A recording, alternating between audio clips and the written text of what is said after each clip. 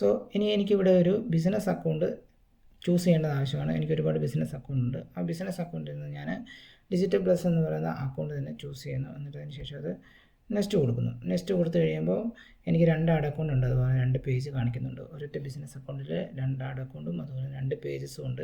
നമുക്കറിയാം, നമുക്ക് ads manager ഉണ്ട്, അതുപോലെ തന്നെ ബിസിനസ് ആഡ്സ് മാനേജർ അക്കൗണ്ട് ഉണ്ട്. ഇങ്ങനെ 2 ടൈപ്പ് ആഡ് ചെയ്യാൻ വേണ്ടിയിട്ട് അല്ലെങ്കിൽ ആഡ് റൺ ചെയ്യാൻ വേണ്ടി 2 ടൈപ്പ് അക്കൗണ്ടാണ് വരുന്നത്. ഒന്ന് പേഴ്സണൽ പ്രൊഫൈലിൻ്റെ ആഡ്സ് മാനേജറും പിന്നെ വരുന്ന ബിസിനസ് മാനേജർ നമ്മൾ ക്രിയേറ്റ് ചെയ്യുന്ന ആഡ്സ് അക്കൗണ്ടും.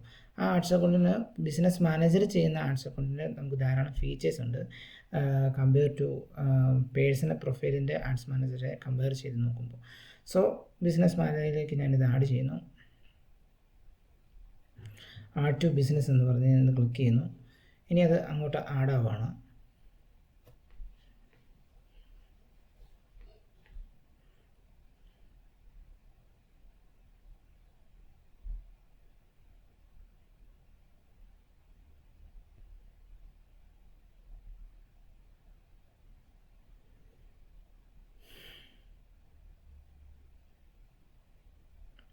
ഓക്കെ, അപ്പോൾ നമ്മളിപ്പോൾ ചെയ്തിരിക്കുന്നത് അത് ആഡായിട്ടുണ്ട്. ഞാനത് വീണ്ടും കസ്റ്റമേഴ്സിൽ ചെല്ലുന്നു.